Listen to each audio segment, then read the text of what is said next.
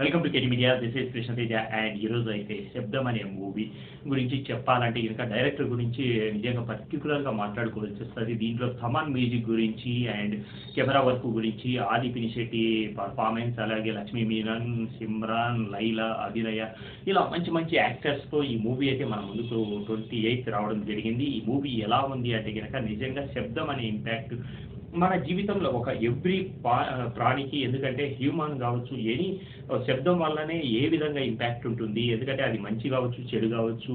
దీంట్లో చూపించిన విధానం అయితే అరివజ జగన్ అనే అతను director as a Vaishali troupe combo అనమాట. ఎందుకంటే ఎస్ఎస్ తమన్ కావచ్చు మరియు డైరెక్టర్ కావచ్చు, అలాగే హీరో ఆది పినిశెట్టి కూడా వైశాలిలో ఆఫ్టర్ నాకు తెలిసి 13 years ఆర్ 14 years కంబ్యాక్లో ఈ మూవీ రావడం జరిగింది. దీని మీద హాలీవుడ్ ఇంపాక్ట్ కూడా, ఎందుకంటే ఒక హాలీవుడ్ మూవీని చూస్తున్నామా అన్న ఇంపాక్ట్ అయితే, ఎందుకంటే ఎక్కడ కమర్షియల్ యాంగిల్ కావచ్చు, కెమెరా వర్క్ కావచ్చు, ఆల్ టైప్ ఆఫ్ యాంగిల్లో దీంట్లో మాత్రం మనం పర్టికులర్గా ఆలోచించాల్సింది, చెప్పుకోవాల్సింది ఏంటంటే యాజ్ ఎ డైరెక్టర్ విజను, దాంతోపాటు ఒక సౌండింగు, కెమెరా రెండూ కలిస్తే ఎలా ఉంటుంది అనేది. ఎందుకంటే తమన్ గురించి మనం వింటూనే ఉన్నాం, ఎందుకంటే బాలయ్య కూడా నందమూరి తమన్ అయిపోయిన తర్వాత బాక్సులు బద్దలవుతాయి అనే విధానంగా తన మ్యూజిక్తో బాక్సులను బద్దలు చేసే ఆ కెపాసిటీ తమన్కి వచ్చింది. అండ్ దీంట్లో కూడా ఒక ఆడియన్స్ పాయింట్ ఆఫ్ వ్యూలో ఆడియన్స్ కూడా థియేటర్లో కూర్చున్నప్పుడు వాళ్ళు ఇంపాక్ట్ అయిన విధానము, ప్రతి క్యారెక్టర్ ఆ సౌండింగ్ అక్కడ ఎలా ఇంపాక్ట్, ఒక హీరో కావచ్చు ఒక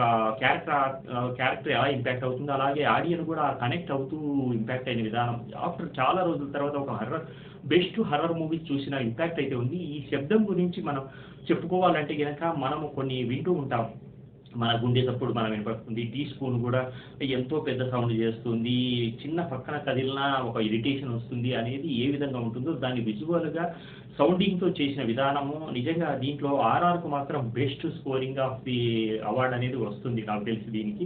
అలాగే camera work and screen play, ఎందుకంటే ఇది అంతా కూడా ఒక చోట, ఎందుకంటే సబ్జెక్ట్లోకి వస్తే ఆది పినిశెట్టి మనకు తెలుసు కదా, ఈ దయ్యాలను పట్టుకునే ఒక టైప్ ఆఫ్ స్టడీ అనేది ఉంటుంది. ఆ సౌండింగ్ల వల్ల దయ్యాలు ఉన్నాయి, కెమెరా హాలీవుడ్ మూవీస్లో చూసే ఉంటాం, ఆ టైప్ ఆఫ్ క్యారెక్టర్ ఉంటుంది. ఒక చోట ఒక ముగ్గురు ఆత్మహత్య చేసుకొని ఉంటారు, అది ఎలా జరిగింది ఏంటి అని అది ఇన్వెస్టిగేషన్ చేయడంలో ఆది పినిశెట్టి అటు పక్కకు రావడం జరిగింది. ఆ క్రిస్టియన్ మిషనరీస్లో ఏం జరిగింది, ఆ ఇంపాక్ట్ ఏంటి, మరియు సిమ్రాన్ పాత్ర ఏంటి, లైలా ఏంటి, అలాగే అభినయ దీంట్లో ఒక చిన్న స్మాల్ క్యారెక్టర్ చేసింది. అలాగే ఆది పినిశెట్టి, లక్ష్మీ మీనన్ ద పర్ఫార్మెన్స్లో బెస్ట్ అవుట్పుట్ ఇచ్చారు.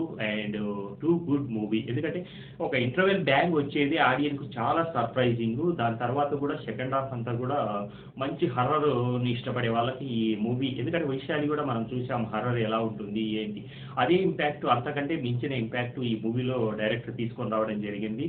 And too good movie, please watch in theatres. Thank you.